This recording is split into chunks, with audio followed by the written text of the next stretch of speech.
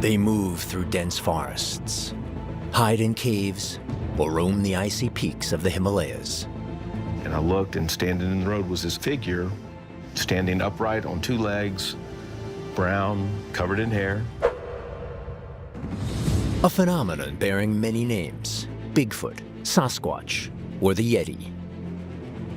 It's a large and mysterious humanoid creature which is said to inhabit the forested wilderness. They are all big and hairy and are only rarely seen. Now, hair samples and footprints are supposed to prove these creatures truly exist. Something is leaving these footprints. They are the tracks of a very real primate. There is a population. Is a giant ape at the heart of this myth? A large great ape, probably the largest ever found.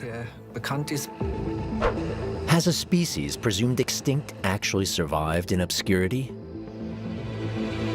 Scientists are actually firm defenders of big apes and hairy humans that thrive in the wilderness. The question is if they're still around today. A myth, or one of the greatest unsolved mysteries in research? There is something over there. Yeah, I'm recording now. Do Bigfoot and the Yeti truly exist? The great myths of humanity. For thousands of years, they have captivated and mystified us, fueling our imaginations. But what if the legends are more than just stories? Researchers from across the globe are trying to unravel the great mysteries of history.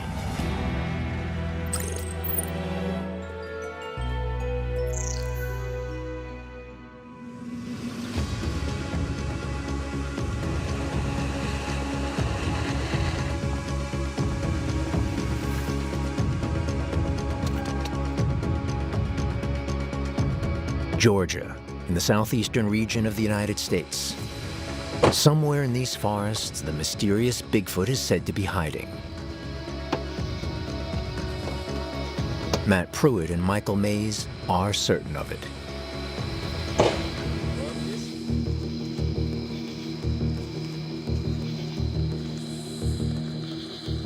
We can act like we're just creeping along here.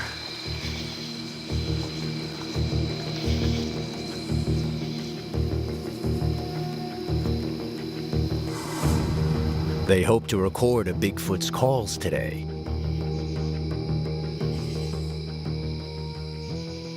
We can use this tree right here. Do you want to hang the recorder up?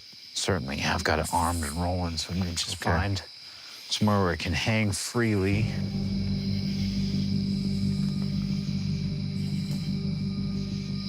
I'd like to try calling out, reaching out to the back of this valley over there with such sounds to see if we can get responses or approaches. So we'll try that now.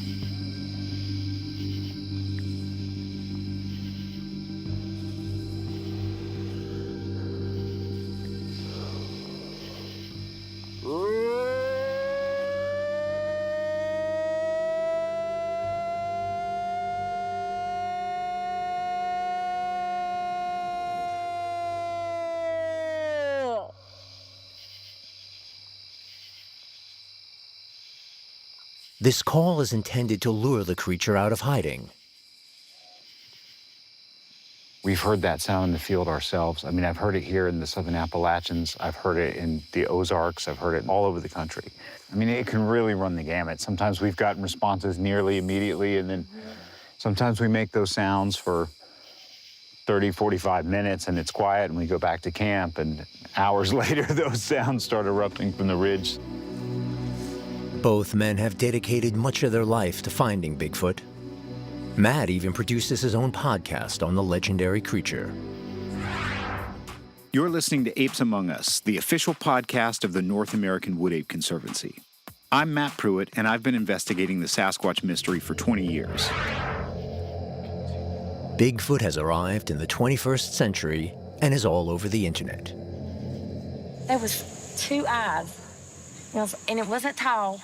It was really low, like it was creeping down. I don't know what it was. I can't rule it out. It wasn't a deer. I have no idea. When I did it, it kind of blinked. You know what? And then it kind of like put its head down. And then I couldn't see it for a minute.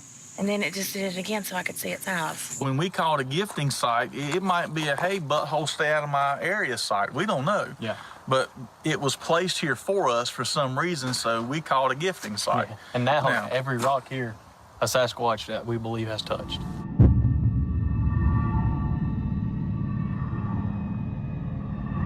You cannot explain this. This was my first ever Sasquatch encounter. The most famous records date back to the 1960s. The Patterson-Gimlin film is said to have been shot in the California forest. Since then, reports of alleged sightings have surfaced regularly.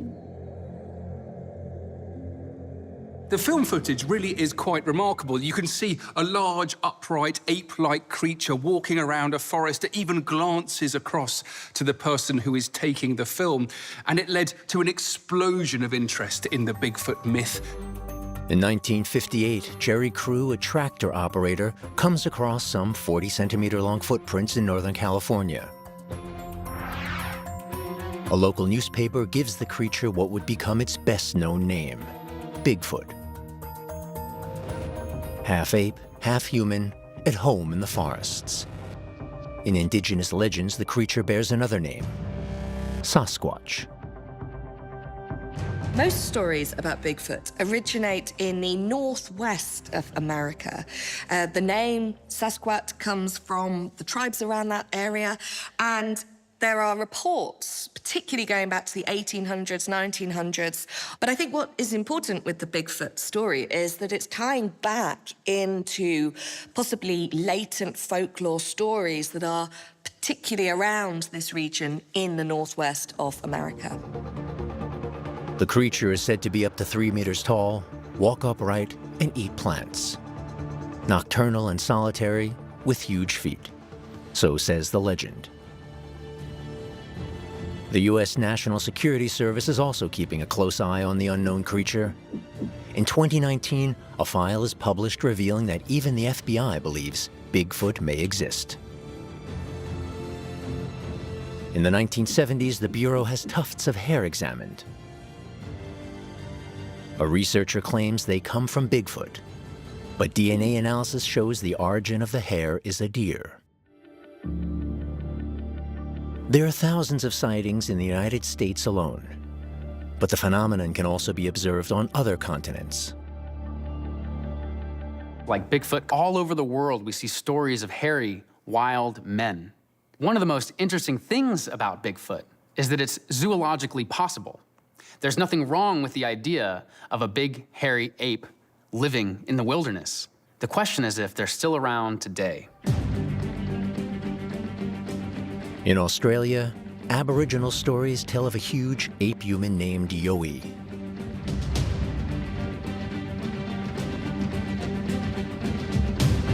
It is said to be a towering creature with dark fur and a foul stench. These reports are surprisingly similar to the American mythical creature, Bigfoot. It was early mid-December, like around the 10th, I think, and it was like a massive lightning storm that all of Queens was getting. So there was like a bush stuff going on that we heard about, and our friends were arguing that the lights were coming from that. I was like, nah, it's just lightning. So we went to explore it, and as we pull out of the campsite we were staying at, we just saw a big hairy object under a street light. I just thought it was like a wild boar or something, and yeah, as we got closer, we definitely realized it was not a boar at all. Yowie appears as a malevolent figure in Aboriginal folk legends. But witnesses report that Yowie is peaceful, or even shy. To this day, the existence of a giant ape-human has never been scientifically proven. Matt and Michael hope to change that. Vegetation away from it. You ready? Yeah, so that's armed and rolling. Okay. I'm gonna go 3. We'll get 2 this afternoon. Let's go 3. That sounds good.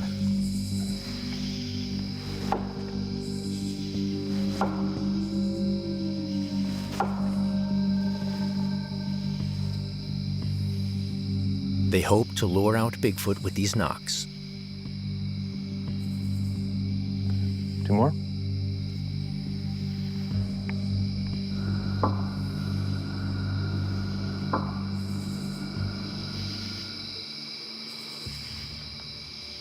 There is something over there.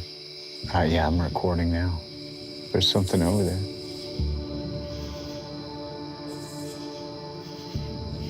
Armed with a thermal imaging camera, they hope to find evidence.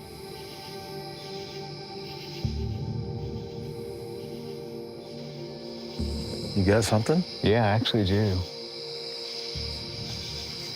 You want to take a look, Mike? I'd love to take a look.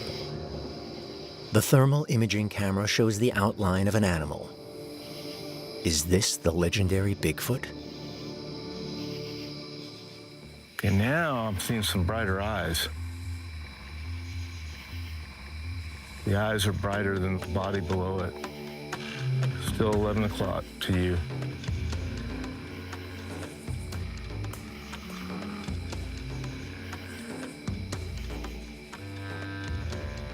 $12 from where your head is.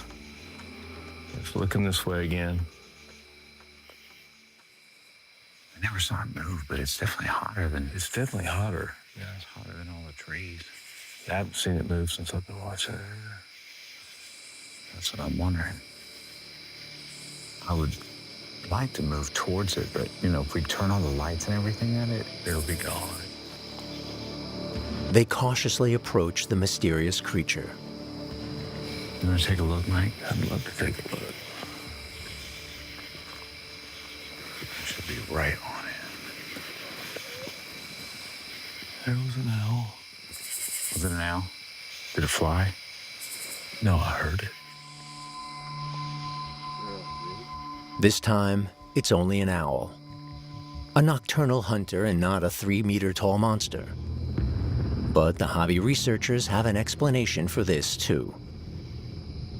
If there was a hill there, or a rise, it could have been something just kind of peeking out, so it's good we checked it out. Yeah, it opens up into that meadow just right there. Okay. Could these sorts of mix-ups be at the root of the many sightings? We use our sensory organs, like our eyes and ears, to make sense of the world by picking up on different wavelengths and data and trying to interpret it. But this is not a flawless system. Our brain often has to fill in the missing pieces and make some assumptions about what we've just experienced. And because of this, sometimes people remember or experience things slightly differently than what actually happened in reality. It's an imperfect system. Matt and Michael remain optimistic that they will see a Bigfoot one day.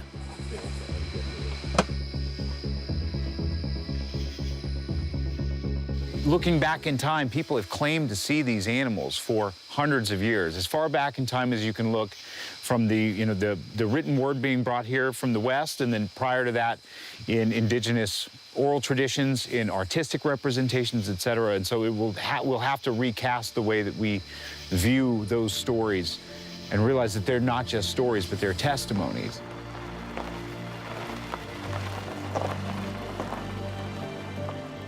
Sightings like this one from 2022 cause a stir. The video shows a hairy creature with broad shoulders walking upright. It was shot in the north of Mississippi. Bigfoot fans consider it incontrovertible proof. But does this video really show the mysterious ape human?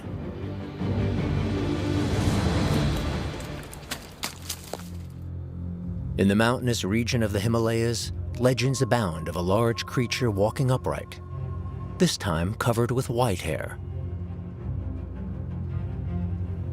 The mountain tribes call it the Yeti.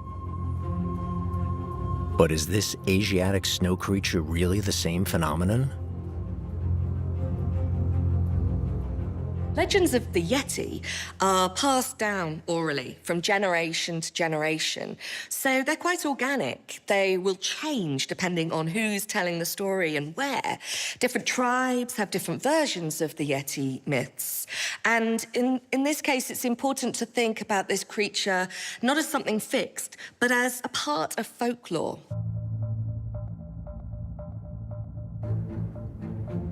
Mysterious appearances of Bigfoot and the Yeti continue to intrigue scientists across the globe and inspire the entertainment industry.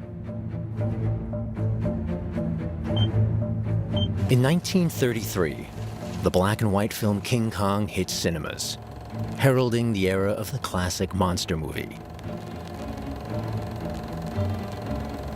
Now, it would be hard to imagine pop culture without these hairy forest dwellers.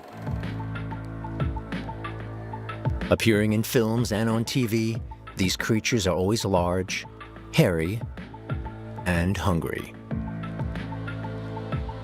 The Yeti, or Bigfoot, is often presented as a scary figure.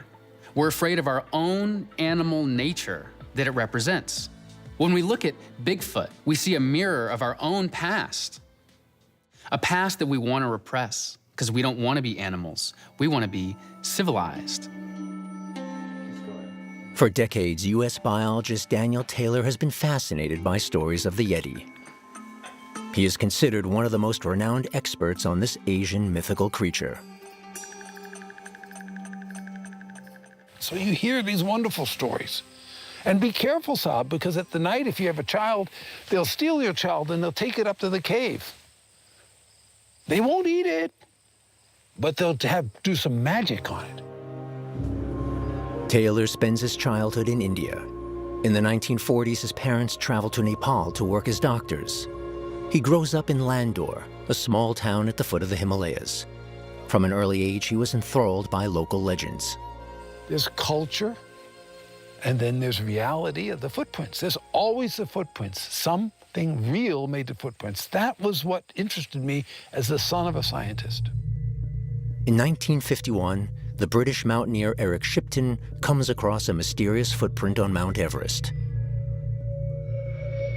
Big footprints that looked like a foot, but with a big toe on it. A toe that looked like a thumb. So you have a footprint that looks like a human, and you have a thumb. So this is starting to look like a primate, a gorilla. And so Eric Shipton asked the Sherpa, what is this? And the Sherpa said, oh, absolutely, it's a Yeti. So suddenly they had scientific evidence. The photo spreads around the world, unleashing Yeti fever.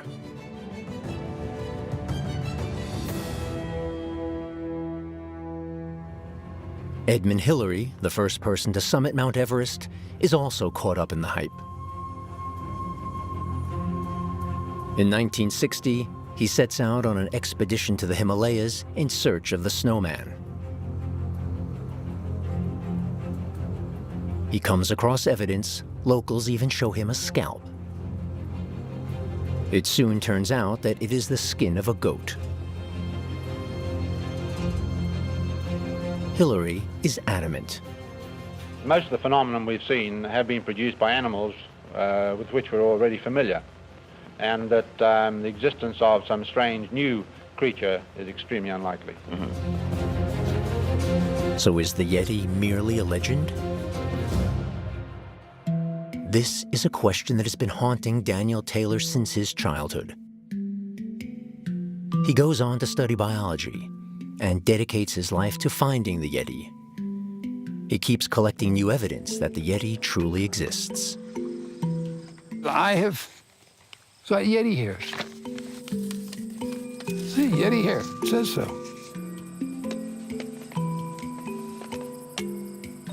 Taylor's research later reveals it is a human hair of Tibetan origin. Even Shipton's alleged Yeti footprint from 1951 does not give Taylor a moment's peace. During his research, he comes across more records from the expedition that might explain the tracks.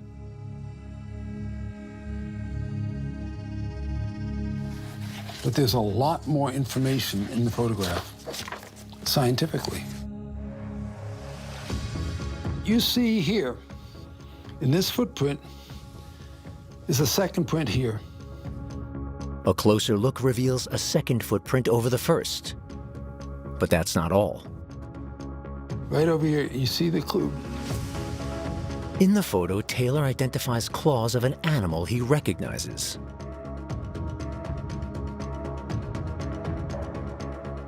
Bear claws, and you see the top of a second footprint, which matches perfectly, and you see the other part of this footprint here. It was not intentional by Eric Shipton. He took 2 pictures. First, probably he took this picture. Then he said, I'm going to go in a little bit closer. And he takes the second picture. But in this picture, we have the evidence that it is a bear and not a wild man. After searching for more than 60 years, Daniel Taylor thinks he has found his answer. The alleged footprint does not belong to a Yeti, but to a bear. So here we have the skull of the Himalayan black bear versus Arctos tibetanus. And this is the skull of the animal that makes this footprint. And what's important to understand about the Yeti footprint is that it is a composite of the front foot and the back foot of a Yeti or of a Himalayan black bear, to be scientifically accurate.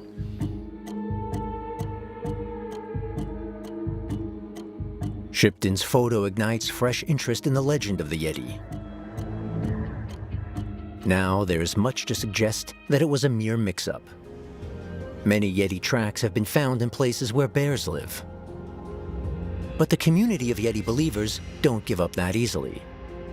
In the 1980s, mountaineer Reinhold Messner puts the legend back on the global map. I don't believe in a Yeti. I know the Yeti exists. This goes back to an experience Messner had on one of his expeditions. But the mountaineer doesn't believe in a kind of wild snowman.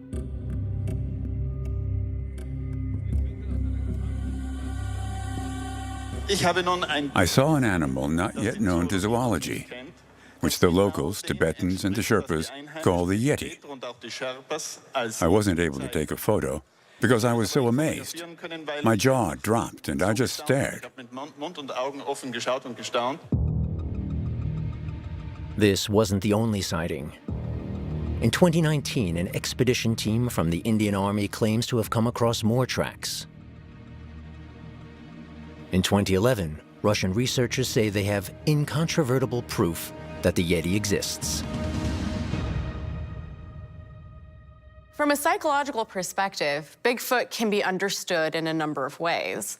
The first has to do with confirmation bias. So we tend to attend to and remember things that are in line with things we already believe. And so if we believe Bigfoot exists, we might interpret and pay attention to evidence that supports that and ignore all the other stuff that doesn't. We want to believe. Could an archaeological discovery from the last century help to explain the myth? In 1935, Gustav Heinrich Ralph von Königswald comes across a huge molar in a pharmacy in Hong Kong. In Chinese medicine, these sorts of fossils tend to be ground up and sold. The anthropologist believes the molar points to an extinct primate species and calls it Gigantopithecus. By 1939, another 3 teeth belonging to an unknown great ape have been found in Chinese pharmacies.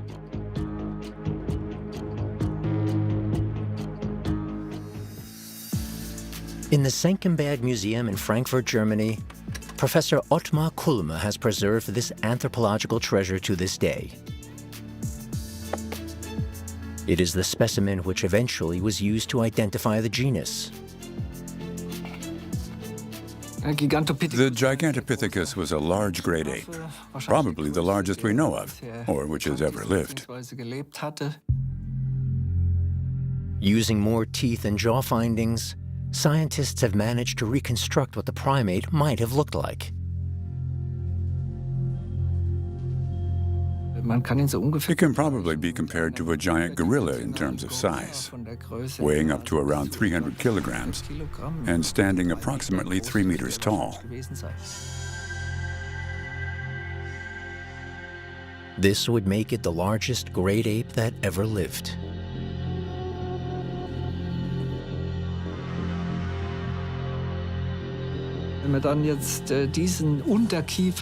Just compare this lower jaw to an orangutan's lower jaw. Looking from the side, you can see very clearly that the Gigantopithecus's lower jaw is considerably larger. The jaw of an orangutan, which is a very large great ape itself, is nothing in comparison.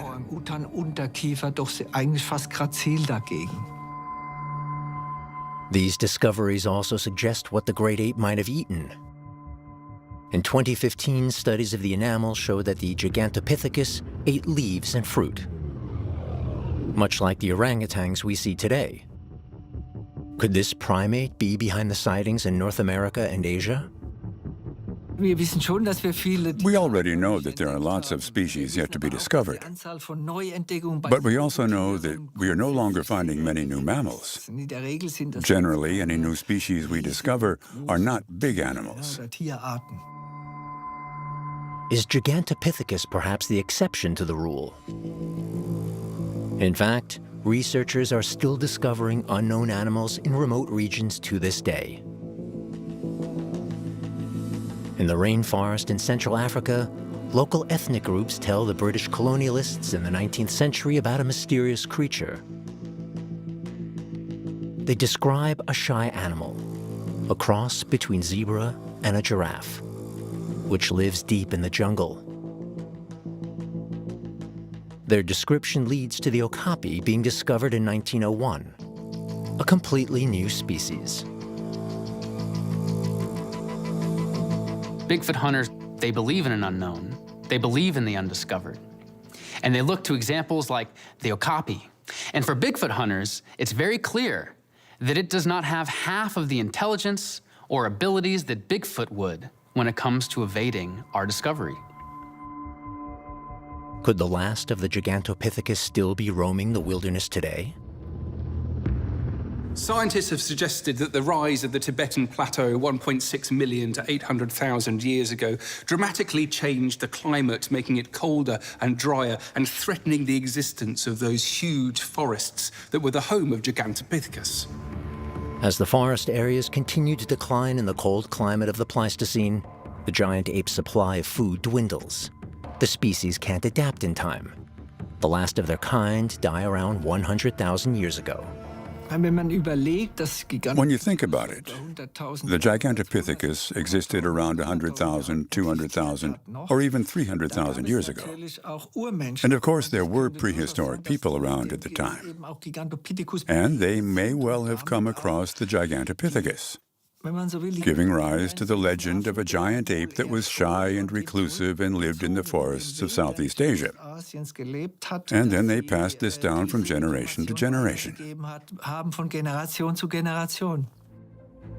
Stories and legends about giants with superhuman strength are as old as humanity itself. In Greek myths, titans and cyclops terrorized the world. In ancient times, these stories are symbolic of overcoming the old and battling the forces of nature. Are Bigfoot and the Yeti, much like giants, based on real animals from the distant past? Myths help us understand our reality, which exists on a psychological level, and a cultural level, and a spiritual level. It puts us in a place in the world.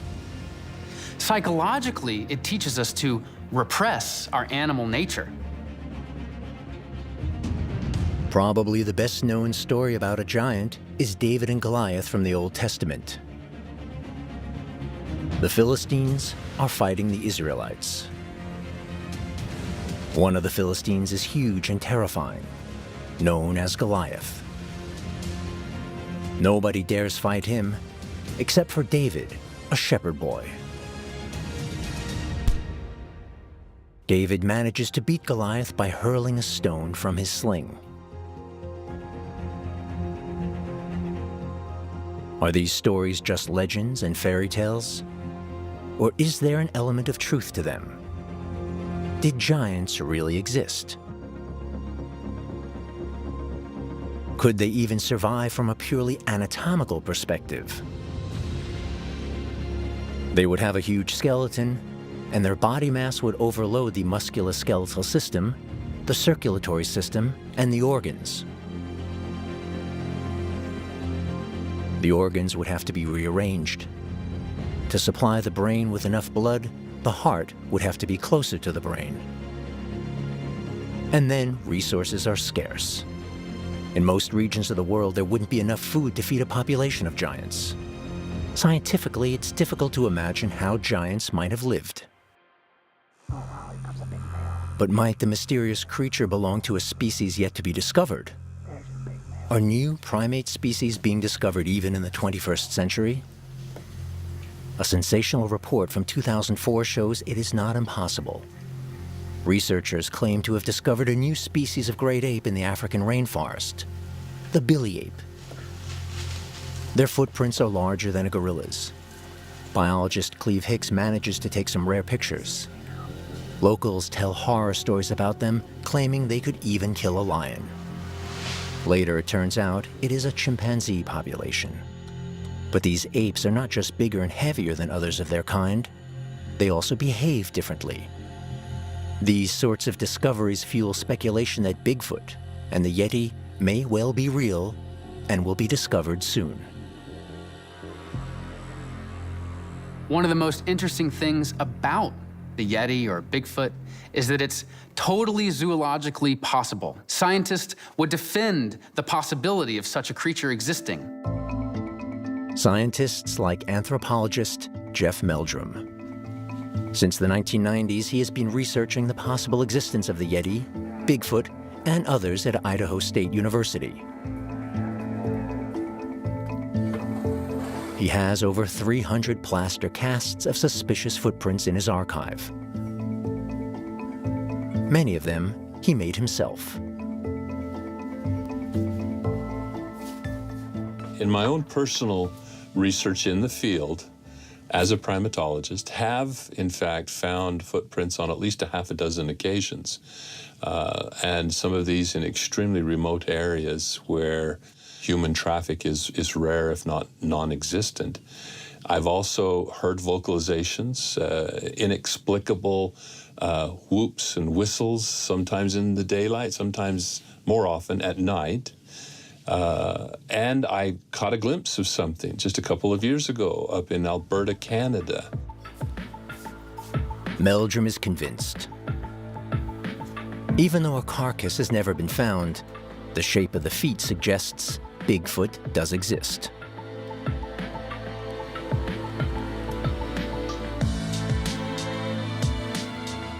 One of the biggest giveaways, which I often point out, is when you have an arrangement with the hind paw overstepping the forepaw.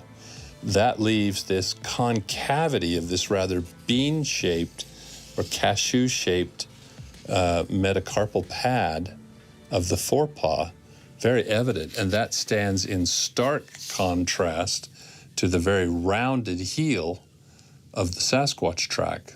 Broad, rounded heel pad, characteristic of a large-bodied primate, ape or human.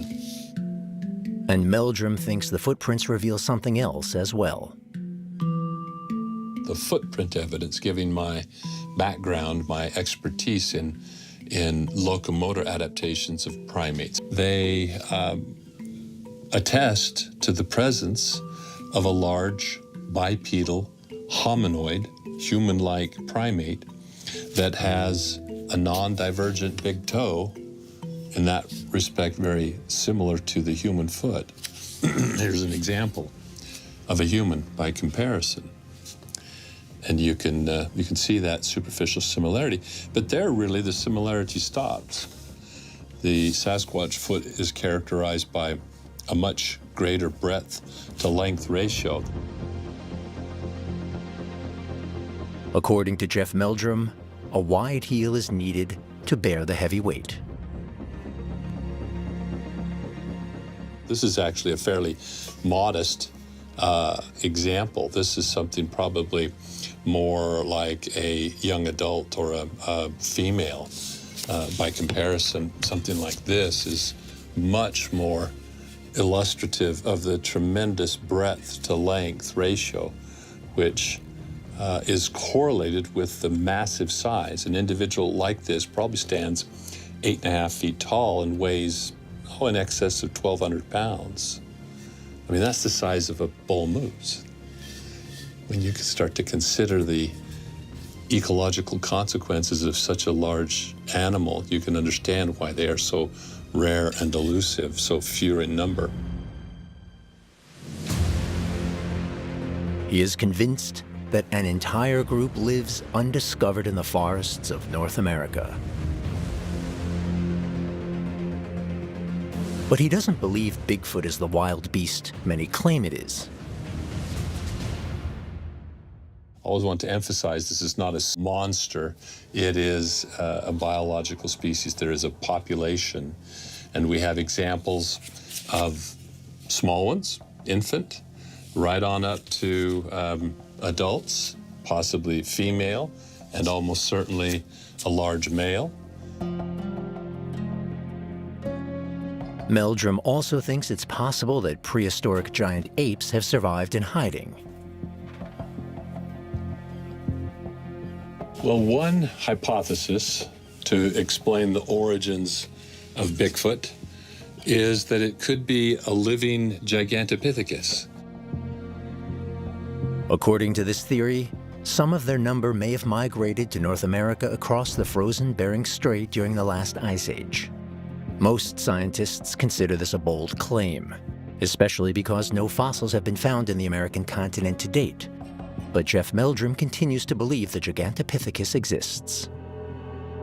So the depth of the mandible and the depth of the maxilla, the size of the attachment of the muscles, assuming that as a large ape it had a brain relative to body size that was comparable to, say, a gorilla. It's not inconceivable that such a creature could have survived just as did the other great apes. Hair samples are expected to provide further clues. Allegedly, they cannot be attributed to any American species. Why? They lack the marrow, the inner tissue which gives the hair stability. So this distinguishes them from other forms like bear or deer or elk or canid. Namely, they were essentially the same texture as human hair, generally not displaying a tapered tip, but rather wearing bluntly, no signs of ever having been cut. Now that may seem like a trivial point, but it's an important one because almost any human sample you would take, especially from an adult, the hair will have a cut end, or it's a split end to the point that the anatomy is no longer discernible. That's distinctive as well. Although the hair samples do not clearly point to surviving Gigantopithecus, Jeff Meldrum doesn't want to give up quite yet. I'm convinced by the evidence that there is something out there. It's just that they are so rare, so elusive, that it will be probably a very serendipitous happenstance occurrence. But one day I think that will be realized. Many scientists believe the most plausible explanation for most sightings is a case of mistaken identity. They think bears may be the culprits. Whenever bears want to get a better look or are searching for food, they stand up on their hind legs. In doing so, adult bears can reach a height of up to 3 meters. And their build makes them look almost human. In the Müritz Bear Sanctuary in Mecklenburg, Western Pomerania, we carry out an experiment to see whether the alleged Bigfoot or Yeti tracks could belong to bears. Come on, Rocco. That's fine. Sand is piled up in the enclosure for the bear's footprints.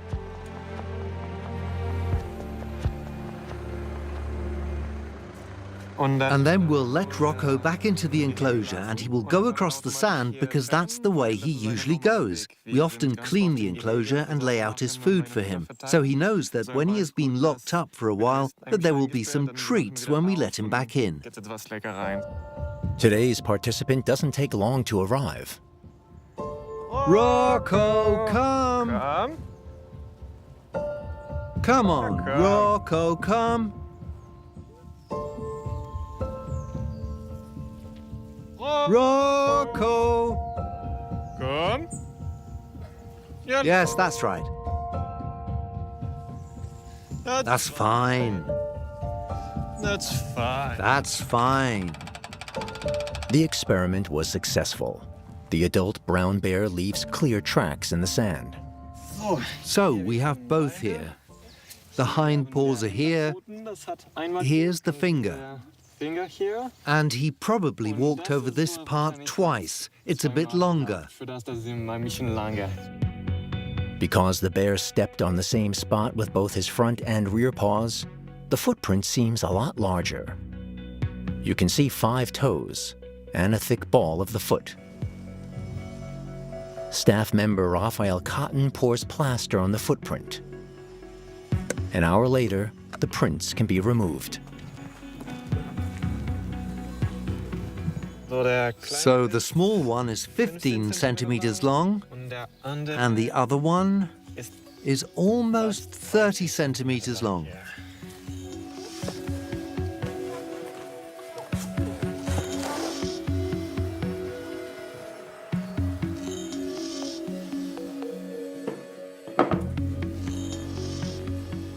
We can see the paw here. That is his front paw. He probably stepped here once. And then he stepped on the same print with his rear paw again. The print is strikingly similar to the Shipton footprint which started the search in the ice for the giant in 1951. The large plaster cast resembles the numerous Yeti and Bigfoot tracks from Asia and North America. In 2017, the largest scientific study to date looks at the origin of alleged Yeti findings. The team from Buffalo University analyzes DNA samples taken from museums and private individuals. They include skin, hair, a tooth, and even an alleged femur. The result, 8 samples come from Asian bear species, the 9th, a tooth, from a dog. There is an aspect here of people latching on to the fact that they are supernatural, that like UFOs and the Loch Ness Monster, it's almost a desire to believe in something that is out of this world. But Matt and Michael are not going to be put off by scientific studies. They remain convinced. They will find Bigfoot one day. They hope for more thermal images from their latest trip.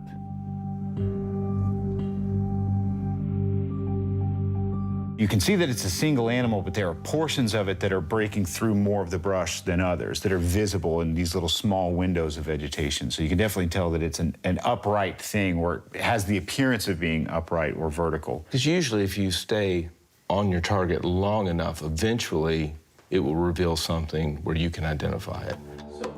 The two have no doubt at all that Bigfoot exists. They even believe they might have been dangerously close to the creature.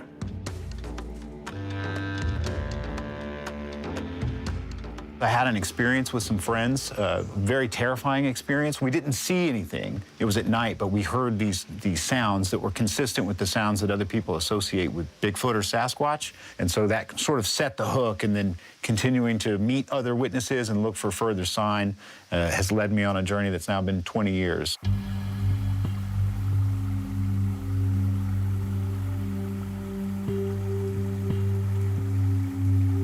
Michael also believes he encountered the forest dweller a few years ago. 2 legs, upright figure, covered in the reddish-brown hair.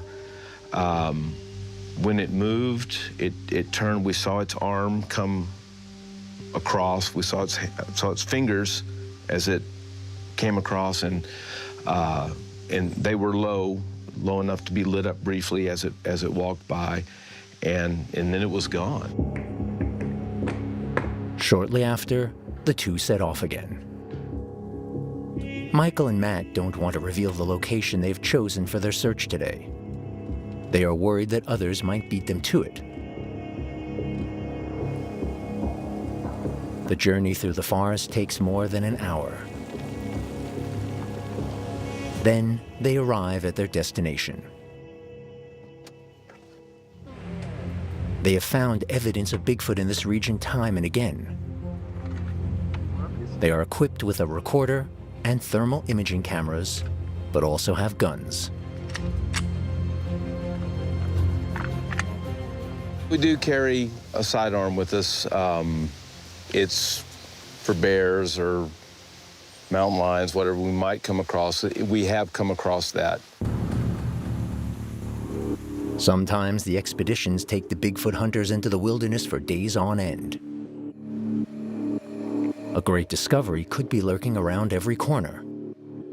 We're actually not that far from the site of one of the first witness interviews I ever conducted. There was a woman in 1999 who was driving home, and as she was coming down this hill, this large Sasquatch was climbing out of this creek. I will never forget, she stopped me and she said, "Have you ever seen one?" And I said, "Well, no." And she said, "Then you don't know. I thought I was gonna die." After a few hours, the two come across an unusual trail. That's big. Kind of got the shape. The question is, like, what left them? And see how degraded they are? It is no longer possible to identify exactly what it is, but Matt has a theory. If you see these big, huge, massive Sasquatch-like tracks, and they're very short and close together, then it's probably a person with human-sized and length legs. Well, a bigger animal that's taller, has longer legs, is going to take bigger steps and bigger strides. They discover weathered scratch marks on a tree.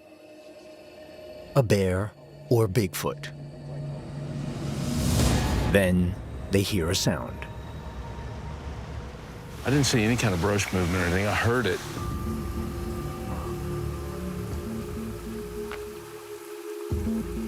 I think the noise of the creek probably disguised our approach.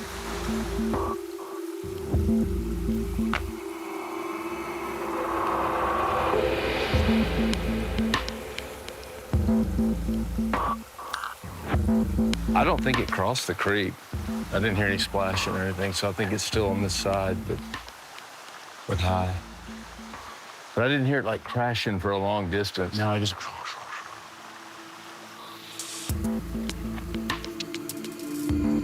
All they find today are mysterious sounds and washed out tracks. But they are still hopeful. I would be elated because it's been 20 years that I've been trying to see one and haven't yet. But obviously, we would really try to document it. And we would probably pursue it to whatever degree that we could, however far possible, and then be able to document every one of its footfalls if possible.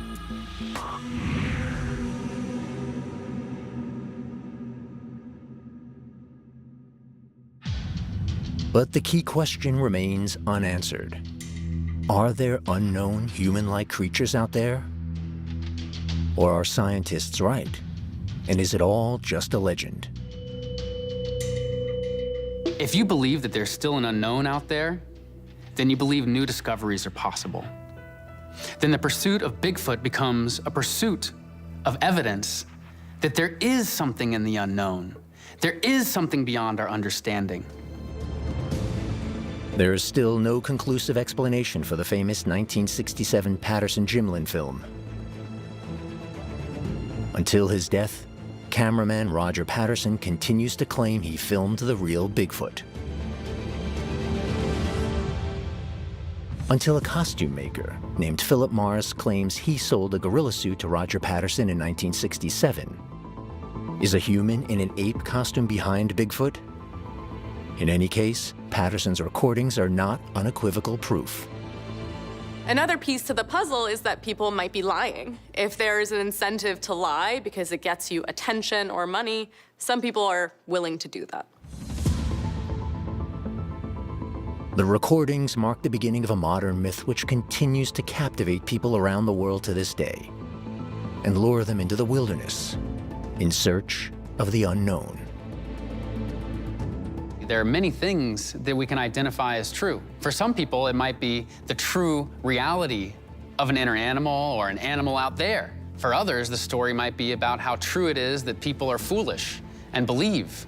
In any case, there is some truth in those people that are interested in the story. Until proven otherwise, the accepted scientific position is that Bigfoot and the Yeti are probably pure fiction. Mistaken identity and human imagination are the true forces behind the myth, and the likelihood of ever finding any real evidence is very low. But that won't stop the skeptics and hopefuls from continuing their search. Because it is not in the forests or mountains that Bigfoot and the Yeti are truly at home, but in the minds of those who want to believe in them.